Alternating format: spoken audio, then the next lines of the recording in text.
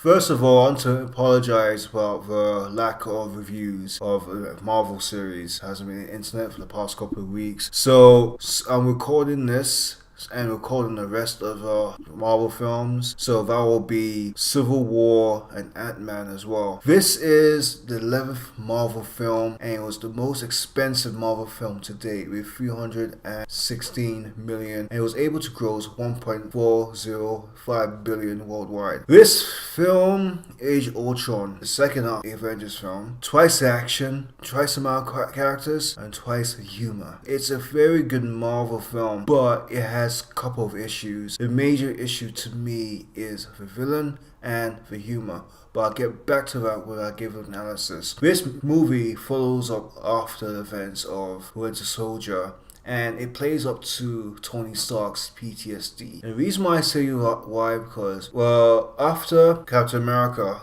released the records of Hydra and they found out Loki's scepter is actually one of Hydra bases. So Thor joins them, so is Hulk, Hawkeye, and Scott Widow. So they're going to Hydra bases trying to find Loki's scepter. Reason why I say it's based off of Tony Stark's PTSD, because when they find Loki's scepter, Tony has an idea using the scepter's power to make an AI so the Avengers can fight easily or retire. And this backfires as the AI Ultron becomes self-aware, becomes like Skynet in a way that man is doomed, so I should cleanse man and rebuild it as it comes from the ashes. And when Ultron is created, the team gets really edgy. But going back on the topic, so when Ultron gets created, he first wages war with Avengers and recruits Scarlet Witch and Quicksilver. The reason why Scarlet Witch and Quicksilver joins Ultron is because they have a bone to pick with Tony. His weapons were the cause of their parents' death and they volunteered to Baron von Strucker to have experiments put on. They later turned on Ultron, figuring out he wants to destroy Earth, and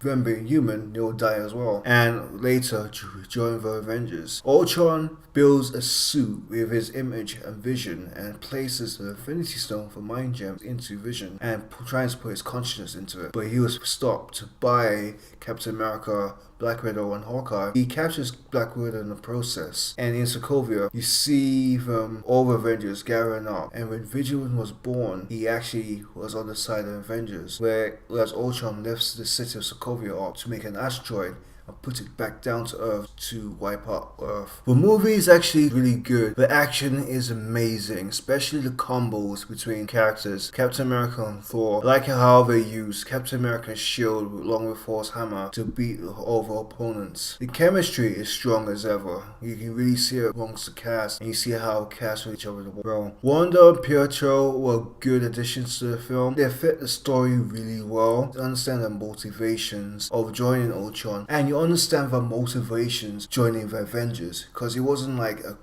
quick thing. It was actually played out and made sense. They had a death of a character which really meant something. The death of Quicksilver really tore the heartstrings of Wanda, and you see her reaction come into life, and you see her use her rage against Ultron. The comedy is good. It's twice as much comedy, but not all comedy is good comedy. The spotlight of this film was a Hulkbuster fight. It was fantastic. For quips, Hulk being angry, and Iron Man trying to stop Hulk by every means necessary, and also trying to limit the destruction of. Now, my problems with the film: the comedy is too much. It goes towards parody, and this is going amongst the characters. It's assuming he joke, and you don't take the movie as seriously. And this bleeds into the villain Ultron. In the beginning, he's menacing. Yeah, he's a new Terminator, but as soon as he speaks, he becomes another Tony Stark type of character. Quips, mannerisms,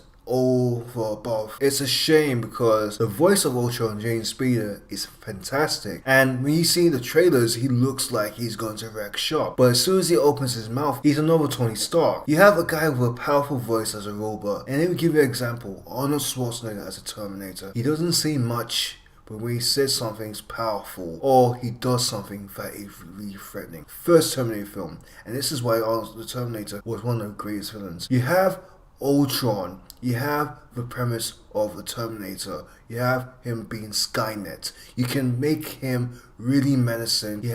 His motivation was clear, but you want to make the character like Tony. Not everyone has to be Tony Stark. Make your villain as their own. You've done it with other characters I won't mention because I don't want to spoil other films. Ultron looked badass in the trailers, but when you watch the film, he's making quips. I don't mind villains making quips, but if it's too much, I won't take the villain seriously. The romance between Natasha Romanoff and Bruce Banner was bad. Honestly, because I watched the whole films and I watched the cartoon series, Bruce Banner has one love, Betty Ross, and the forced romance between Hulk and Black Widow did not make sense. It felt forced, it felt rushed, and it was unnecessary. You have two people, one person who gets angry, turns into a rat monster, and one person that is sterilized and who can't have kids. And you're trying to make it to have some chemistry. It didn't work. Honestly, it did not work. The CGI at the beginning was bad, especially when the soldiers are fighting and the Hulk. He looked pre-rendered to me when Scarlett Johansson's character tries to calm him down. It was really bad. It got better later in the films, but this is the most expensive Marvel film to date. You've done it with the first Avengers film. You should have done it with this. The farm scene took the momentum of the film a lot, and I understand that you need to care for Hawkeye because he was subsided in the first Avengers film, but it really took the pace out of the film and led to with the Hulk and Black Widow. Acting in some parts of the film were really bad. One noticeable part when you see Tony Stark seeing his vision from Wanda Maximoff and see the Leviathan and Sharon going back to Earth, Tony and Cap grabbing Tony, it was really bad. It was really weak. The chemistry and the actors know each other so well. Didn't bring the A game to this film. I think they got too familiar. They weren't challenged.